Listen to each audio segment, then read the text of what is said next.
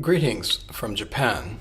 I'd like to begin this welcome with a reference to the late Herbert Schiller, who wrote about the sometimes subtle and sometimes brute abuses of power that can be identified in the often extreme efforts made by authorities to manipulate, control, or maintain the definitions of key words. If it is reasonable that control over definitions is needed for control over thought, we can see Schiller's ideas about definitional control at work in academic discourse and throughout the corporate media.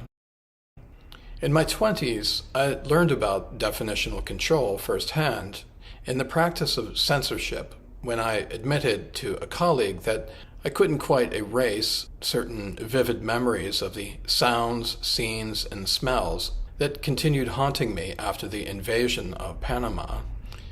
His response led to years of self-imposed silence and self-censoring when any talk of wartime trauma would commence in polite company. After resigning from military service, I imagined the academy, that storied space where minds are cultivated and seeded with knowledge and wisdom and a love of the truth, would be an ideal place in which to regain command over my own faculties of reason. When 9/11 arrived on our TV screens and the screams of witnesses watching the towers collapse echoed in the mainstream media channels, impressing into memory the images of that fateful day, we noted again how calamities like war crush opposing perspectives. Daring to question the received wisdom passed down for reproduction among the masses. Wherever language use intersects with the social, political, and economic forces that hold sway over the public discourse, over the mainstream channels of awareness, it turns out the academy naturally obeys and follows. Despite efforts to control thought and speech, to police the limits of acceptable debate, to deploy cadres of corporate journalists contriving smears against, say, apologists for Assad working in UK universities, to malign public intellectuals such as the professor of paranoia, to cancel distinguished academics who, quote, don't meet the standards of behavior we expect from our staff in the university, to frame, quote, controversial ideas as conspiracy theories or dangerous. We can also see some academics still moved by an unflagging sense of ethics to speak up and tell the truth. Although the Western Academy has become in many ways a haunt of cowards and assorted sycophants to power, who foster intellectual dishonesty, who band together to write open letters, leveling accusations at heretics who don't toe the company line, who goad students into alleging gross malpractice, to sully reputations, who bow to the perverse whims of the latest politically correct outrage against pure reason, who suppress the free exchange of ideas and competing perspectives, who bend to the political preferences of major funders. The resistance to this general anti-intellectual trend is mounting. The Organization for Propaganda Studies, OPS, was formed in part to attract and encourage international, interdisciplinary dialogue, where the Academy has so often failed to engage in meaningful investigations of top-down practices of coercion, manipulation, harassment, marginalization, and the silencing of anyone seeking to uphold traditional scientific examinations of the empirical world. Researchers associated with the OPS engage in academic conferences and workshops, seek research funding, develop and publish high-quality scholarly output, as well as media content.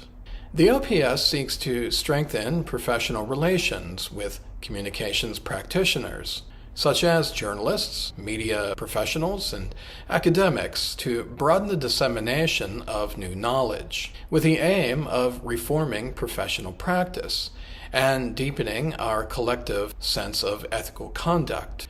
The OPS has commissioned an online site where interested researchers can find and share perspectives on theories and practices of propaganda across cultures, languages, and time. If the past 4 years have taught us any valuable lessons about new strategies of propagandizing, one key understanding must be that fear triggers silence. Fear of possible reprisal, of becoming the new target of contempt, silence the voices of those who might otherwise speak out and ask simple questions about the new logic of social relations being imposed upon people. Cornered into self-censoring, the masses now appear to accept the systematic subversion of democracy. With the recent signing into law of the so-called Online Safety Act, a name George Orwell would no doubt find comforting, it seems clear that democracy has been undermined in the United Kingdom, with censorship now official policy.